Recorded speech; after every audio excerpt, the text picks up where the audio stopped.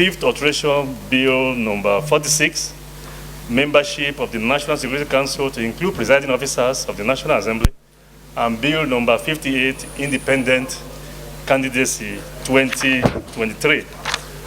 Mr. President, the Senate recalled that on Tuesday, the second day of May 2023, the clerk to the National Assembly was directed to transmit Constitutional Alteration Bill number 20, which is the uniform retirement age for judicial officers, after it met the requirement of Section 9, Section 2 of the Constitution, to Mr. President for his accent.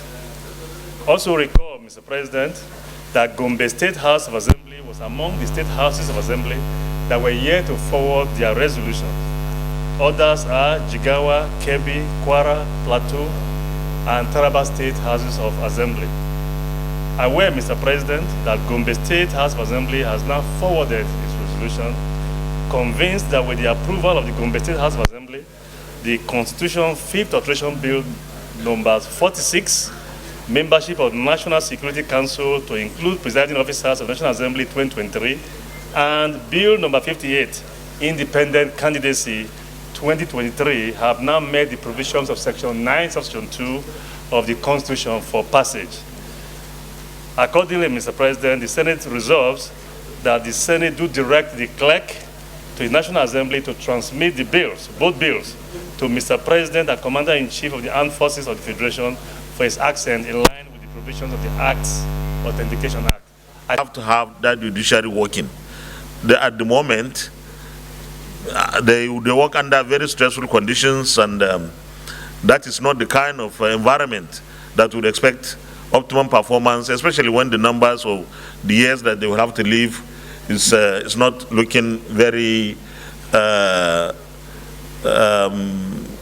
encouraging to them. So I want to commend the Committee on Constitutional Review, particularly the chairman and the man who wanted to usurp my presiding powers, and members of the committee for working so hard in the first instance, and then the State House of Assembly for agreeing with us.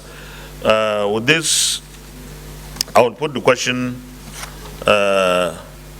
those in favor of the only prayer, and the only prayer is direct the clerk to the National Assembly to transmit the bills, and there are two bills, to Mr. President, Commander-in-Chief of the Armed Forces of the Federation, for his assent in line with the provisions of the Acts Authentication Act. Those in favor of this prayer say aye.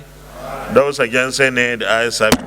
And I also want to mention here that this is another legacy that Mr. President and the 9th National Assembly can leave behind. And I imagine that Mr. President will have no difficulty assenting to these two bills because they are very straightforward. We are still working with the executive arm of government to see how the remaining 19 bills that we passed and the State House of Assembly also concurred that have not been assented to by Mr. President. These are very, very critical and important bills that will shape and support our democratic journey, and we hope that Mr. President and his team will look into them again before the expiration of this tenure.